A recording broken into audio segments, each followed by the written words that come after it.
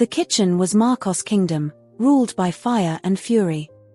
Stainless steel gleamed under harsh lights, reflecting the controlled chaos, the sharp clang of pans, the sizzle of searing heat.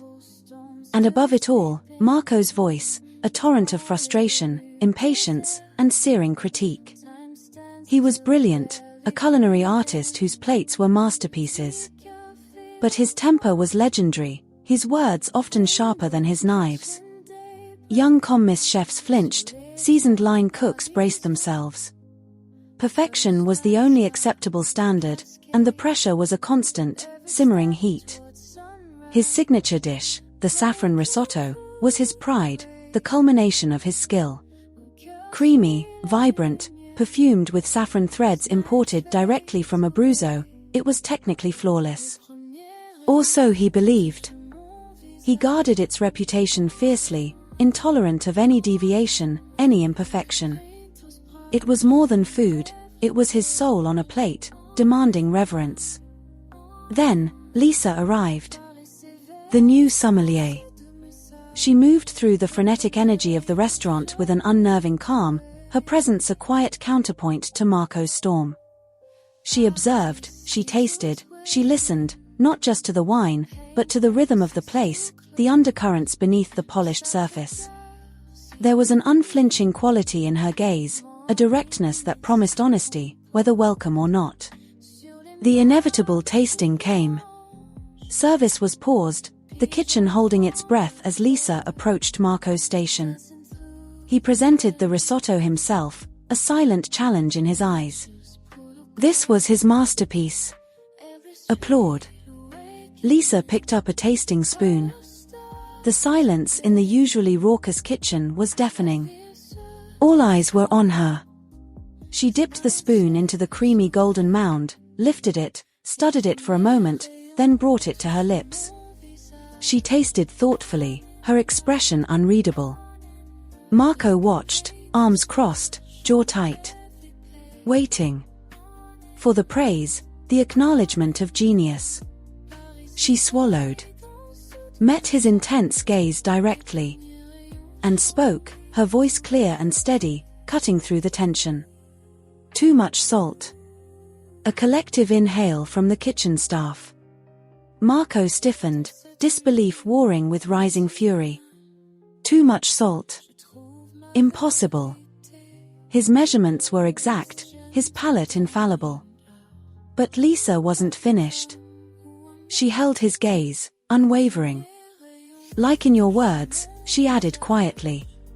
The air crackled.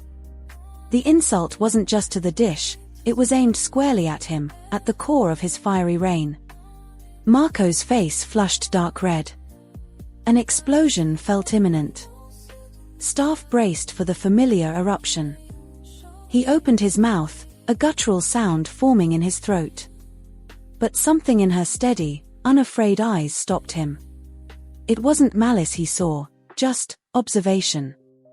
A truth delivered without flinching.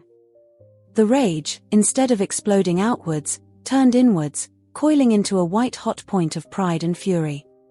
Without a word, he snatched the plate away. Turned back to his station, movements sharp, violent. He didn't shout this time. The silence was somehow more terrifying. He grabbed a fresh pan, ingredients flying, his hands moving with blinding speed fueled by pure, incandescent rage. He would show her. He would cook the risotto again, right now, and it would be so perfect, so undeniably flawless, it would scorch her quiet criticism to ash. He worked like a man possessed.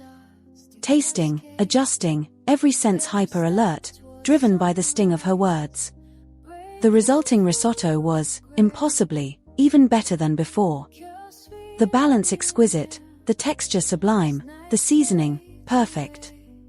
He plated it with fierce precision and slammed it onto the pass, turning his back without looking at her again. A silent, furious statement. The next day, the tension in the kitchen was thick enough to taste. Marco was quieter, but the storm hadn't broken, it simmered beneath the surface. During the afternoon lull, Lisa appeared at the kitchen door. Marco braced himself, expecting another critique, another challenge.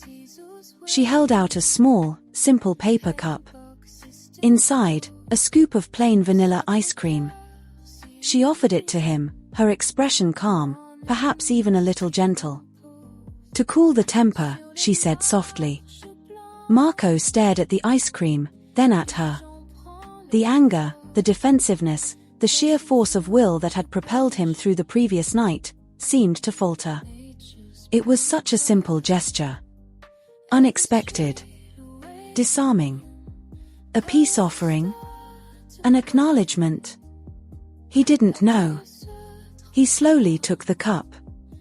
The cold seeped through the paper, a stark contrast to the kitchen's heat. He looked at Lisa, truly looked at her, perhaps for the first time. He saw not an adversary, but someone who had dared to offer honesty instead of fear. He didn't apologize. She didn't demand one. But something had shifted. A fragile truce formed in the space between the fiery chef and the calm sommelier. Now, Marco still commands his kitchen, but the constant shouting has subsided. There's still intensity, but less rage. And sometimes, during the brief lulls, he reaches into the pocket of his chef's whites.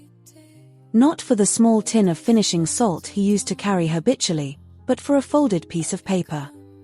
A note from Lisa, perhaps a wine pairing suggestion, a quick observation, a shared joke. A different kind of seasoning for his days. The salt is still on the pass, ready for the food.